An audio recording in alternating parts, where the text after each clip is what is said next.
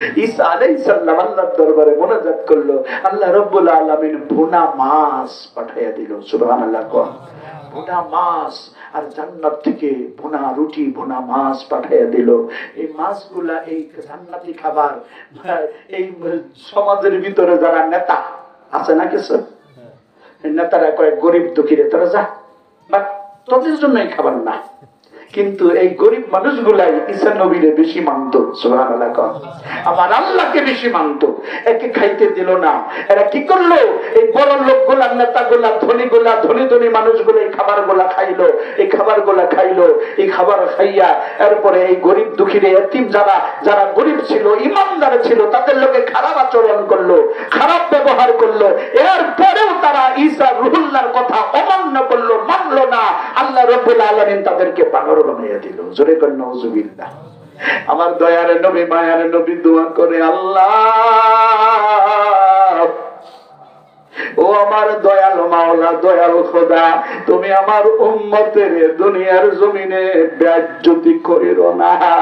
ঈসা নবীর উম্মতের মতো, দাউদ নবীর উম্মতের মতো, নমরুদের বাহিনীর মতো, ফেরাউনের বাহিনীর মতো, আদ জাতির মতো, সামুদ জাতির মতো আমার উম্মতের তুমি দুনিয়ার জমিনে বেইজ্জতি করিও না, ধ্বংস করে দিও না, ধ্বংস করে দিও না।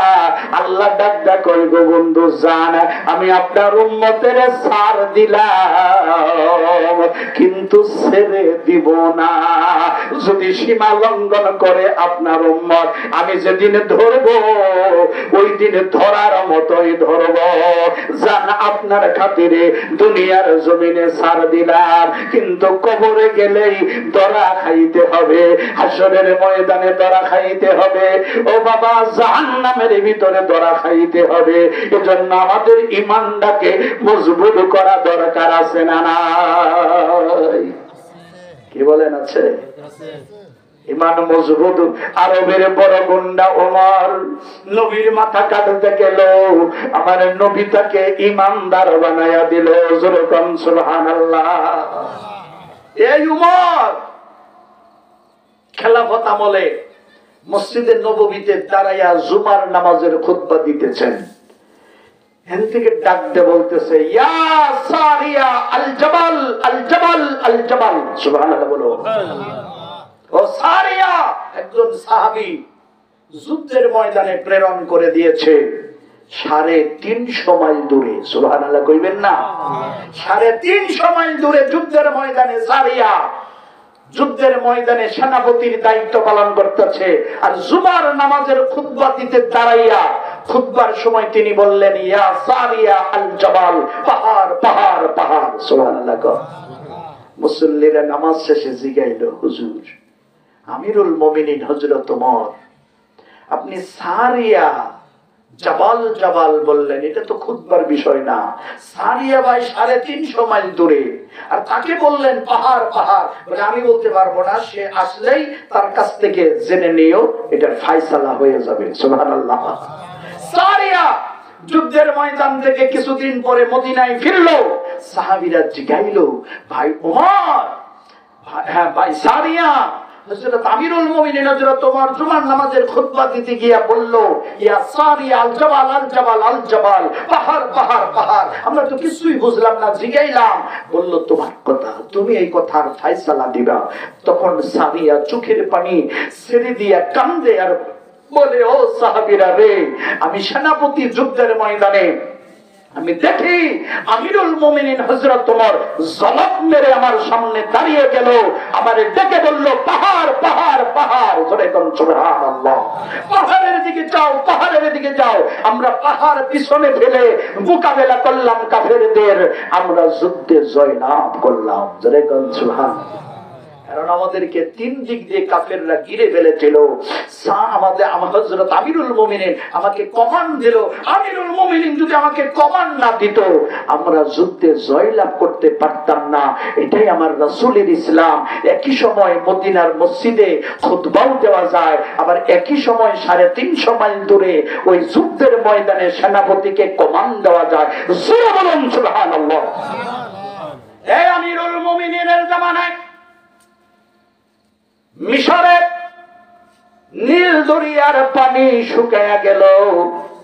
মিশরের মানুষগুলা গভর্নর, মুসলিম গভর্নরকে বলল, আমাদের দেশের রেওয়াজ হলো নীল দরিয়ার পানি যদি শুকাইয়া যায় তাইলে যুবতী নারী বলি দিতে হয়, রক্ত দিতে হয়। কুমারী নারী, অবিবাহিত নারী সাজাইয়া গুজাইয়া গান গাইতে গাইতে গাইতে গাইতে বলি দিলে, রক্ত দিলে জোয়ার ফিরে আসে, আপনি তাড়াতাড়ি করেন।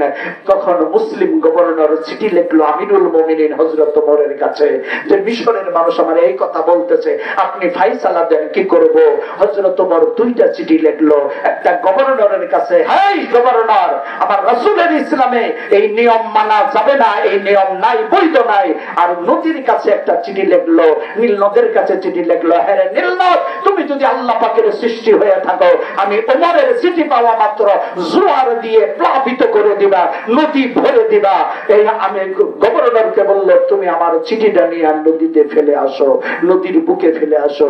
নদীর বুকে আমিরুল মুমিনিনের হযরত ওমরের চিঠিটা নদীর বুকে গভর্নর ছেড়ে দেওয়া মাত্র জোয়ার দেওয়া শুরু করলো। ও বাবা, নদী জোয়ার দিতে দিতে মুহূর্তের ভিতরে নদী ভরপুর হয়ে গেল। জোরে জোরে বলুন সুবহানাল্লাহ। ও বাবা, এটা কি দাপটের বলে না ইমানের বলে? জোরে বলেন, কিসের বলে? ও ভাইয়ের আমার, বন্ধুরা আমার, মদিনায় ভূমিকম্প হতেছিল, ভূমিকম্প শুরু হয়ে গেছে মসজিদে নববীর ভিতরে। আমিরুল মুমিনিন হযরত ওমর ফারুক বসা, লাঠিটা নিয়ে হযরত ওমর বের হলো। লাঠিটা নিয়ে বের হইয়া হযরত ওমর ফারুক রাদিয়াল্লাহু তাআলা আনহু জমিনে ধমক দিয়ে বলল, আরে জমিন, তোর কি লজ্জা হয় না রে? এই জমিনের মধ্যে, মদিনার জমিনে রাহমাতুল লিল আলামিন ঘুমায় আছে, আমার নবী থাকতে কি জন্য কেমনি করে এই মদিনায় তুমি ভূমিকম্প দাও? লজ্জা করে না তোমার? ওই দিন থেকে ভূমিকম্প মদিনায় বন্ধ হয়ে গেল, কিয়ামতের আগ পর্যন্ত আর ভূমিকম্প হবে না। যেরকম আমিরুল মুমিনিন হযরত ওমর মক্কার একজন গুন্ডা ছিল, এমন কোন পাপ কাজ নাই যা তিনি করে নাই, কিন্তু ইমানদার হওয়ার পরে আমার আল্লাহ তার ইমানের পাওয়ারটা কেমন বাড়াইয়া দিল। ও ভাইরা, বাবাজিরা, মা বোনেরা, উহুদ পাহাড়ের দিক থেকে একদিন ঘূর্ণিঝড় আসতেছিল, ঘূর্ণিঝড় আসতেছিল। হযরত আমিরুল মুমিনিন হযরত ওমর লাঠিটা নিয়ে বের হইল, লাঠি নিয়ে বের হইয়া ওই ঘূর্ণিঝড়ের দিকে লাঠিটা উঠে বলল, রে ঘূর্ণিঝড়, এই মদিনায় রাহমাতুল লিল আলামিন ঘুমাইয়া রইছে, তোমার কত বড় সাহস, তুমি এদিকে আসতেছ? আমি ওমর নবী মুহাম্মদ রাসূলুল্লাহর গোলাম, হুকুম দিলাম রে, যেখান থেকে তোমার উৎপত্তি হয়েছে সেখানেই তুমি বিলীন হয়ে যাও। ঘূর্ণিঝড় আবার ঘুরে চলে গেল, যেখান থেকে উৎপত্তি হলো সেখানেই বিলীন হয়ে গেল। এমন ইমানি পাওয়ার ছিল আমার দয়ার নবীজির সাহাবীদের। জোরে জোরে বলুন সুবহানাল্লাহ, লা ইলাহা ইল্লাল্লাহ, জোরে জোরে লা ইলাহা ইল্লাল্লাহ, কালিমা লা ইলাহা ইল্লাল্লাহ। আমার মনে বড় বাসনা, আমি দেখব সোনার মদিনা, নবীজির রওজা না দেখাইয়া, নবীজির রওজা না দেখাইয়া কবর দেশে আল্লাহ নিও না, লা ইলাহা ইল্লাল্লাহ, জুড়ে লা ইল্লাল্লাহ, লা ইলাহা ইল্লাল্লাহ। বাবা কাঙ্গাল বেশে নিশি রাতে মাবুদের জিকির যারা করে, নবীর দরুদ পড়ে যারা, ভয় নাই তাদের কোনো কালে, লা ইলাহা ইল্লাল্লাহ, লা ইলাহা ইল্লাল্লাহু মুহাম্মাদুর রাসূলুল্লাহ সাল্লাল্লাহু আলাইহি ওয়াসাল্লাম। ও মা বোনেরা, আমার নবীজির ইসলাম, নবীর কাছ থেকে ঈমানদার সর্বপ্রথম হয়েছিল মা খাদিজাতুল কুবরা রাদিয়াল্লাহু তাআলা আনহা। জোরে বলেন মারহাবা। মহিলাকে আমার আল্লাহ একটু বেশি ভালোবাসে, সুবহানাল্লাহ বলবেন না? পুরুষরা কি রাগ করবেন? আমার আল্লাহ বাবা আদমরে বানাইছে জান্নাতের বাইরে, ঠিক না বেঠিক কোন? জান্নাতের বাইরে বানাইছে বাবা আদমরে, আর জান্নাতের ভিতরে বানাইছে মা হাওয়ারে। জোরে কোন সুবহানাল্লাহ। তাইলে বাবা আদমরে বানাইলো জান্নাতের বাইরে, আর মা হাওয়ারে বানাইলো জান্নাতের ভিতরে।